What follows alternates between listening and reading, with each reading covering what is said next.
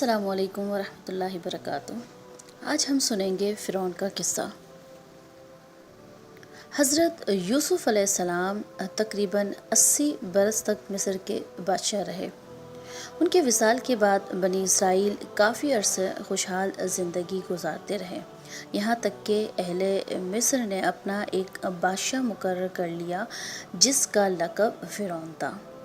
فرعون نے بنی اسرائیل کو غلام بنا لیا اور ان سے سخت مشقت والے کام لینے لگا۔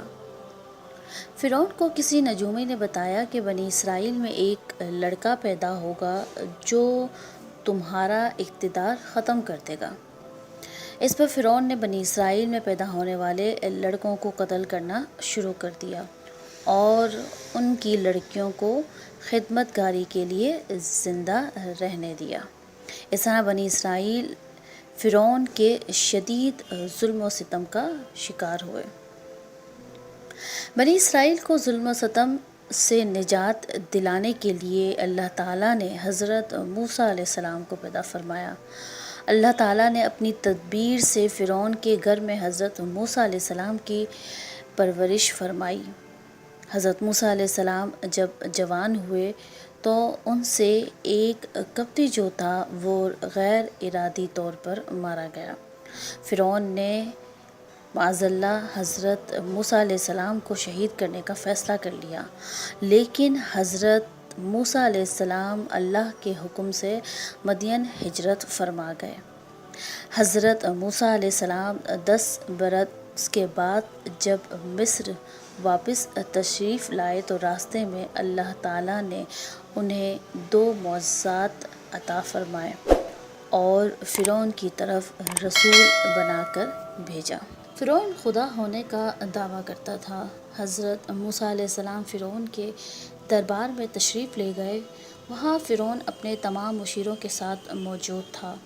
حضرت موسیٰ علیہ السلام نے فرمایا، اللہ تعالیٰ نے مجھے رسول بنا کر بھیجا ہے اور میں تمہارے پاس اس اللہ کا پیغام لے کر آیا ہوں۔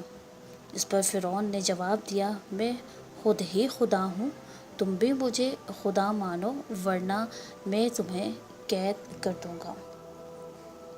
حضرت موسیٰ علیہ السلام نے فرمایا، مجھے میرے رب نے معجزات عطا فرمائے ہیں۔ فرعون نے کہا کہ ہمیں دکھاؤ، وہ کون سے معجزات ہیں؟ حضرت موسیٰ علیہ السلام نے اپنا عصا زمین پر پھینکا تو وہ بہت بڑا اژدہا بن گیا۔ جب حضرت موسیٰ علیہ السلام نے اسے پکڑا تو وہ دوبارہ عصا بن گیا۔ فرعون نے کہا، اور بھی کچھ لائے ہو؟ تو آپ نے اپنا ہاتھ اپنے گریبان میں ڈال کر نکالا تو وہ سورج کی طرح چمکنے لگا۔ معجزات دیکھنے کے بعد فرعون نے اپنے درباریوں سے کہا، یہ تو جادوگر ہے اور اپنے جادو کے زور پر تم سے تمہارا ملک چھیننا چاہتا ہے، مشورہ دو کہ اب کیا کریں۔ درباریوں نے تمام شہروں سے جادوگروں کو بلا کر حضرت موسیٰ علیہ السلام سے مقابلہ کروانے کا مشورہ دیا۔ چنانچہ فرعون نے ایک میلہ لگوایا اور اپنی پوری سلطنت کے جادوگروں کو جمع کر کے حضرت موسیٰ علیہ السلام کو شکست دینے کے لیے مقابلے پر لگا دیا۔ اس میلے کے ازدحام میں جہاں لاکھوں انسان کا مجموعہ تھا، ایک طرف جادوگروں کا ہجوم اپنی جادوگری کا سامان لے کر جمع ہو گیا۔ ان جادوگروں کی فوج کا مقابلے میں صرف حضرت موسیٰ علیہ السلام ہی تھے جو کہ تنہا تھے اور تنہا ڈٹے رہے۔ جادوگروں نے حضرت موسیٰ علیہ السلام سے کہا کہ اے موسیٰ، پہلے آپ اپنا عصا زمین پر ڈالیں گے یا ہم اپنی چیزیں ڈالیں؟ حضرت موسیٰ علیہ السلام نے فرمایا، تم ہی پہلے ڈال دو۔ جادوگروں نے اپنے جادو کی لاٹھیوں اور رسیوں کو پھینکا تو ایک دم وہ لاٹھیاں اور رسیاں سانپ بن کر پورے میدان میں ہر طرف دوڑنے لگیں اور پورا مجموعہ جو تھا وہ خوفزدہ ہو کر ادھر ادھر بھاگنے لگا۔ فرعون اور اس کے تمام جادوگر اس کرتب کو دیکھ کر اپنی فتح کی خوشی میں تالیاں بجا بجا کر مسرت کا اظہار کرنے لگے۔ اتنے میں حضرت موسیٰ علیہ السلام نے خدا کے حکم سے اپنے مقدس لاٹھی کو ان سانپوں کے ہجوم میں ڈال دیا تو یہ لاٹھی ایک بہت بڑا اژدہا بن کر جادوگروں کے تمام سانپوں کو نگل گیا۔